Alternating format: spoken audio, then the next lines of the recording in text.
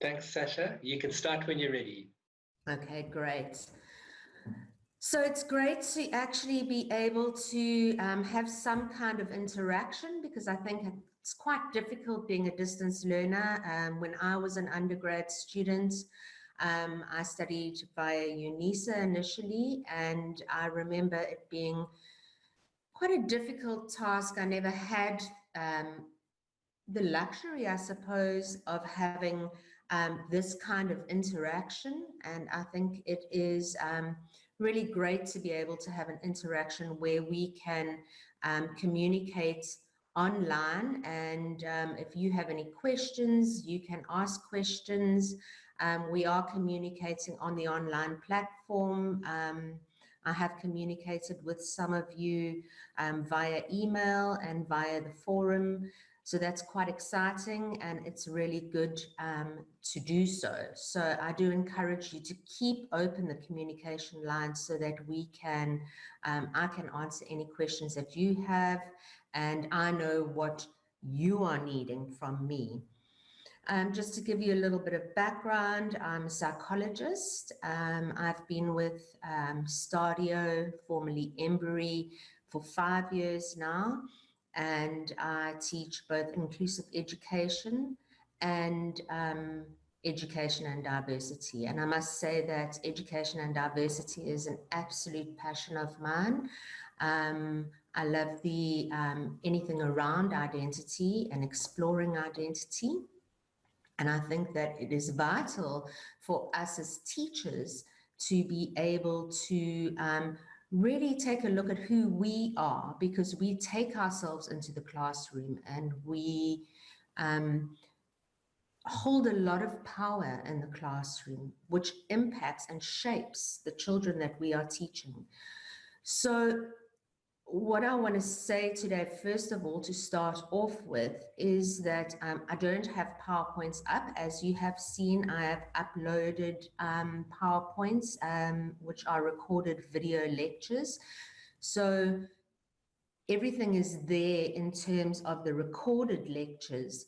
I think today is more about an interactive space, and there's been a lot of questions around the online tests that are coming up.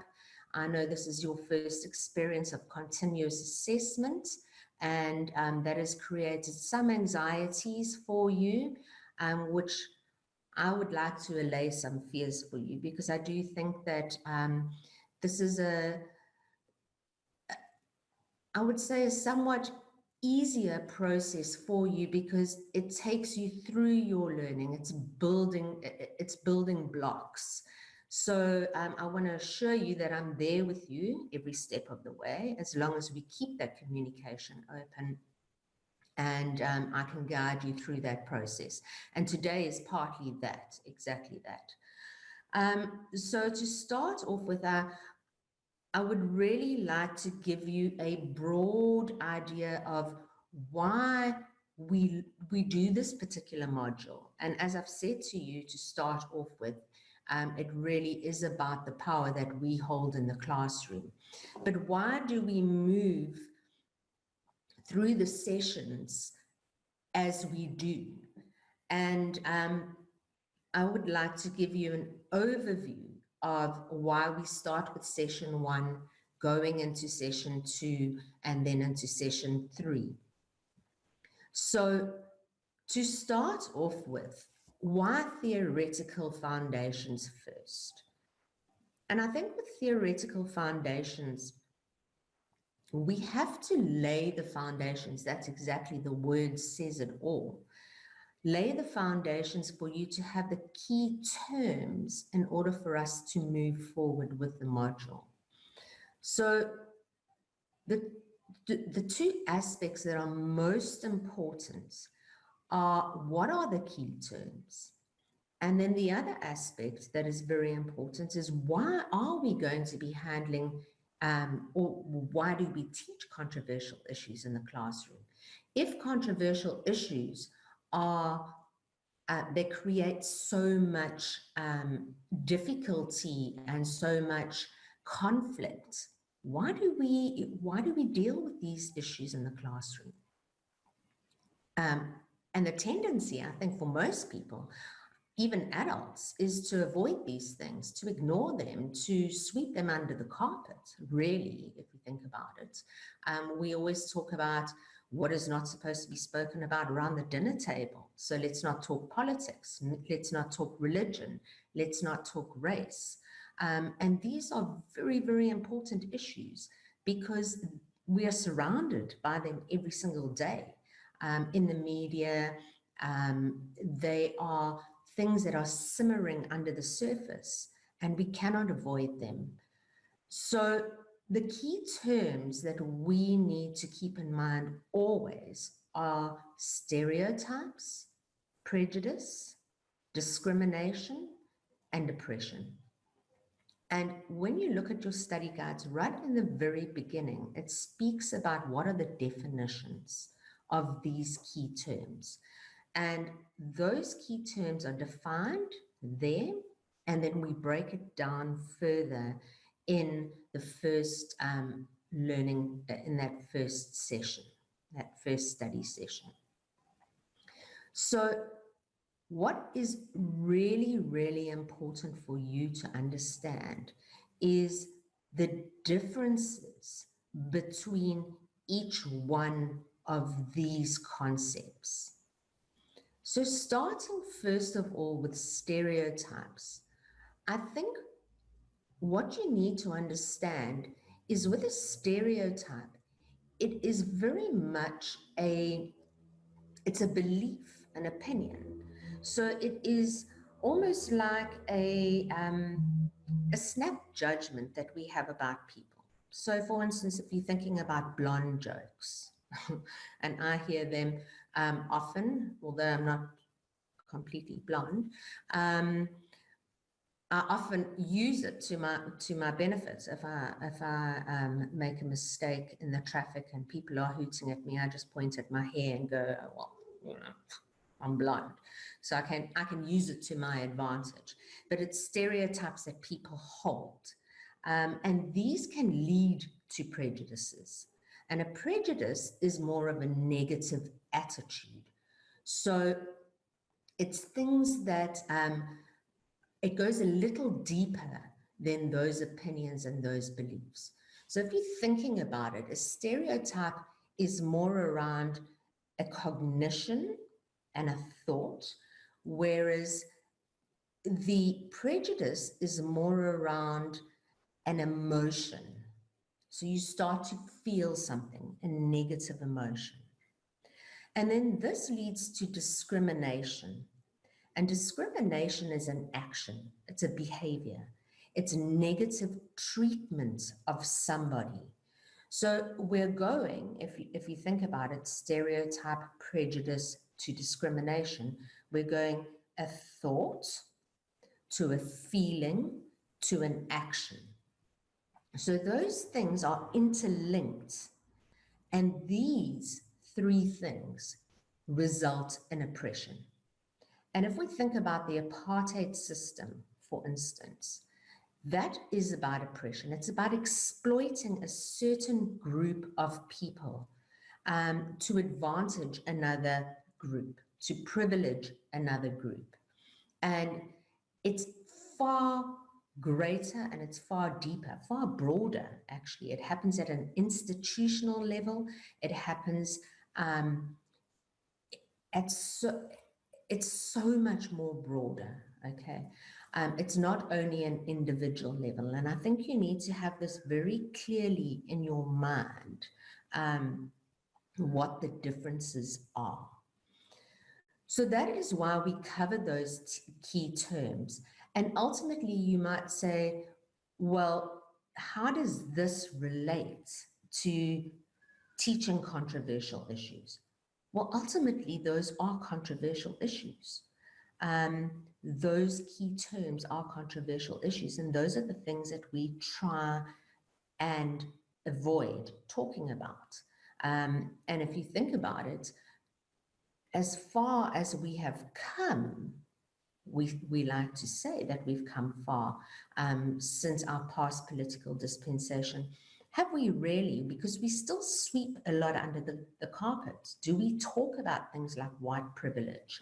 No, we like to sweep that under the carpet because I think a lot of people get very angry about that. They don't want to actually have to deal with those uncomfortable feelings. They don't want to talk about racial discrimination. They don't want to talk about sexual orientation. And especially if you think about in the classroom, there are very protective parents, and they feel uncomfortable that their children might be exposed to these things. And I think we have to be careful here because we are not talking about exposing children directly, especially at a young level, at a very, very young level. But it's a very, very subtle exposure, and we will talk about that more as we go along. So the main idea is that we need to actually start opening up discussions around these things because ultimately these shape identity. It all comes down to the idea of how fair is society. And when we ask that question, we have to be looking at the four key terms that we've just spoken about: stereotypes, prejudice, discrimination, and oppression. Now, ultimately, the social identity, we know that there's a personal identity, which is all those things that are our own personal aspects and our own psychological aspects. But the social identity is so important because it is not that which we hold within us, those genetic components, those things that we, which make us us. The social identity is that which is imposed on us by society, by the broader environment, if you want to put it that way. So we are categorized. And if you think about it, we always feel comfortable with categorization. We like to box things. That is just human nature. So we want to know what things are, and we want to know what they are so that we can box them and understand them. And that is exactly what social categorization is. It's about saying, okay, well, you're Black, you're white, you're colored, you're Indian or Asian. You are Muslim, Christian, Jewish, Hindu. You are heterosexual, homosexual, transsexual, bisexual. You are upper class, middle class, lower class. Just think about any identity document. Really, ultimately, at the end of the day, a lot of those things are covered in an identity document, aren't they? So we are categorizing people. And that really is your social identity. And sometimes we aren't comfortable with those things, but society is putting those things on us. So ultimately, we always have dominant identities and subordinate identities. And the dominant identities, it might feel very, very unfair to know that we belong to a certain, like a dominant identity, because it means that people who are very close to us, very good friends, people who mean a lot to us, belong to a subordinate identity. Or it might feel very uncomfortable to belong to a subordinate identity. So for instance, we have to say, if I look at myself, a white identity is a dominant identity. And that is not only in South Africa. We're talking it throughout the world. It's being considered a dominant identity. Just look at television. If you look at what you see on television, it's predominantly white, especially the westernized American television. It's predominantly white. You see predominantly heterosexual relationships. You see predominantly the nuclear family. So these are all dominant identities that are perpetuated. That dominance is perpetuated through media, through society, through stereotypes that people hold. So this is what we're supposed to be. And if you're associated with that, you are the in group. But if you're a subordinate identity, you're the out group. So everything is separated into us and them. So when we belong to a particular group, whether it's a dominant group, a subordinate group, then it becomes us and them. Think about your own personal groups that you belong to. You often talk of other people as them and us, because that's what's comfortable for you. But often what happens is if you're in a dominant, you hold a dominant identity, you will always talk about the thems. Okay, so the poorer class are the thems. It doesn't touch me. But with the dominant identity, there is a lot of unconsciousness. People are unconscious of the fact that they belong to this dominant identity. It just goes over their head because they don't actually have to think about the fact that they are dominant. It's just there. They see on the TV that it's predominantly white, it's predominantly heterosexual. If they belong to those identities, they don't have to think, well, I'm not represented. Whereas a subordinate identity is very aware that they are not represented. So if we ask ourselves, okay, how does this relate to the theoretical side that we first looked at? Okay, we know that when we belong to these identities, it results in inclusion and exclusion. So we include those identities that are more like us, and we exclude those identities that are different from us.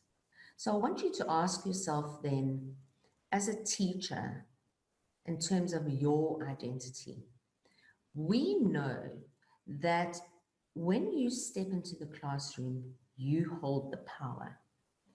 And research has indicated that the more students share an identity with a teacher, the better they do in school than those children who don't share the same identity. And we have to ask ourselves, well, why is that? And I think it's a very unconscious thing that is happening there, where a teacher almost includes, through the examples that she or he uses in the classroom, through the interaction. It's what is shared and known in terms of culture, in terms of language, in terms of religion. It's very, very subtle. And if we are not aware of our identities, we are excluding certain learners. So we have to think about those stereotypes and those subtle prejudices that we might have that could discriminate our learners and exclude them. We then have to say, okay, well, how do we deal with these things?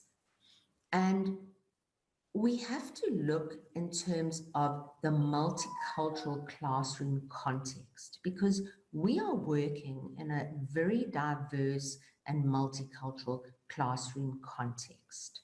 And this is where we move into multicultural education. So in our classrooms, we are going to have, and when we talk about multicultural education, we have to understand that it is not only about race and ethnicity. Because I think in South Africa, there's a tendency to think always about race. So we go, well, our school is very multicultural because we have learners from all race groups. And the next step is to say, well, we have learners from all religions. Okay, great. And then we have boys and girls, so that's gender. So we have different genders, okay? And obviously we have different cultures. So it's a lot broader than that as well, because there's class, and then there's also sexual orientation. And that usually is as we move up in the grades. But we also have to understand that it's far broader. Multicultural education is far broader than just race. It also includes language as well. So how do we deal with this in the classroom, and how do we ensure that we are reaching children and teaching them to be active and tolerant citizens, which is where we get to the citizenship education side of things. And we do that, we tap into that through multicultural literature. Because the bottom line is we need to stop and ask ourselves, what stories are we telling children? And if you look at the video of Chimamanda Adichie, she is absolutely phenomenal. She speaks of the danger of the single story. I think often what happens is we are exposed to books, and children learn through books. I don't think children read enough these days. I think that we rely too much on technology, and to pick up a book and to tell children stories. But what stories are we telling them, and what stories are available to them? Because what is amazing is that in many religions, there's a reliance on stories that are passed down. And especially in the African traditional religions, it is more about stories rather than text.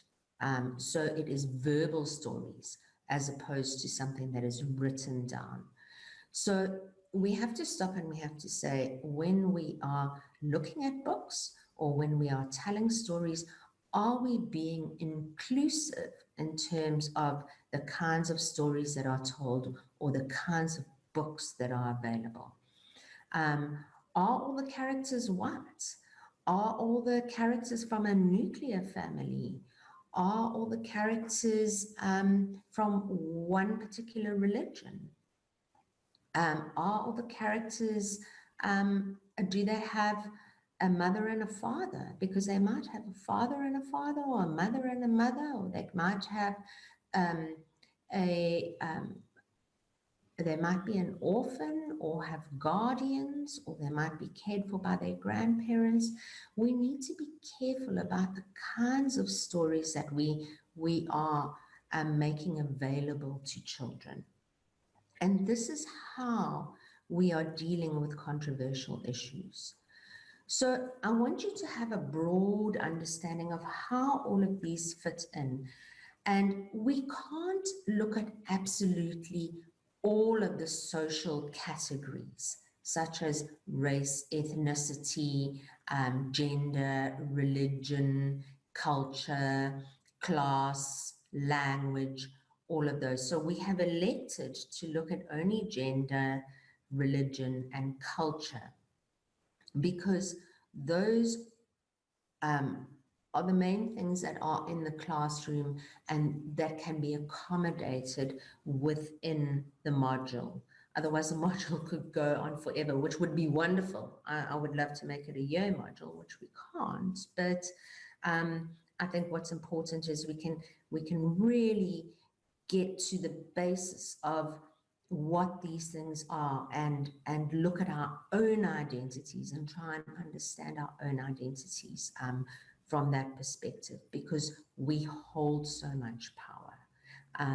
For instance, when we look at gender, how do we relate to children?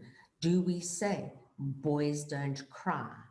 Do we have an expectation that girls play with dolls and boys don't? Because ultimately, boys are going to be fathers one day. They might choose not to be, but they may be. Do we say that girls are not good at maths and engineering? Do we say that girls can't play cricket and soccer? Do we put a lot of focus on boys playing hard sports like rugby? And if they opt to do chess, do we then make them feel like they are opting to do something that is more feminine sport, and therefore place them lower in the hierarchy of what is considered masculine? And therefore, this all shapes identity. So these are very important things to ponder. So when it comes to your first online test, I am doing a video PowerPoint for you because I don't want you to be anxious about what the test is going to entail. Yes, it is an essay, and it would be no different to you sitting down in a test venue and writing an essay. It doesn't require that you do referencing like you would in an assignment, but it is really about understanding the concept of, if I gave you a story, do you understand a children's story? Do you understand how to take the 3 units, theoretical foundations, identity, and multicultural education, and understand how these things pull together in terms of dealing with controversial issues in the classroom and why it's so important? So that's really what I wanted to talk to you today. And I feel like I've done so much talking. So I'd like to open it up for you to ask any questions that you may have of me. I'm not sure that I'm even going to be able to see a chat because my screen is blank. So, Simon? Hi, Sasha, I'm here. Yes, okay. So I can't see anything. So you might have to ask me any questions that students might have for me. Sure thing. I'll be your eyes, Sasha. Oh, thank you.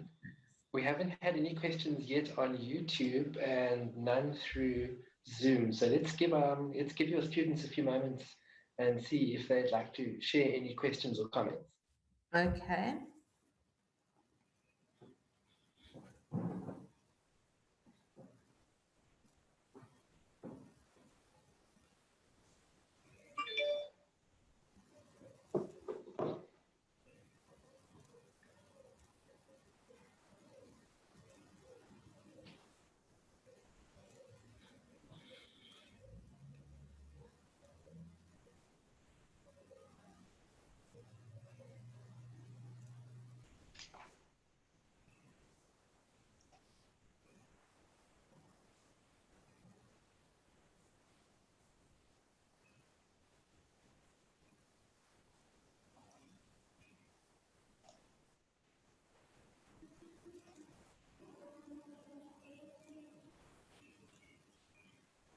Sasha, we haven't received any questions or comments, but I'm quite sure that you're willing to allow students to email you and continue the conversation after this session.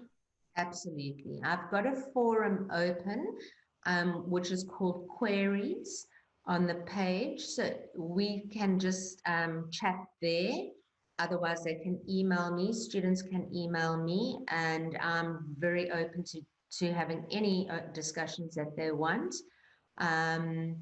So yeah, but I'm really happy to have the opportunity to present live and let students meet me, and it just makes it more human. Oh, that's great. Thank you. Thank you so much, Sasha. It's been a really interesting and informative session. Great. Thoroughly enjoyed it. Thank you. Great. Enjoy the rest of your weekend. Will do. Thank you very much.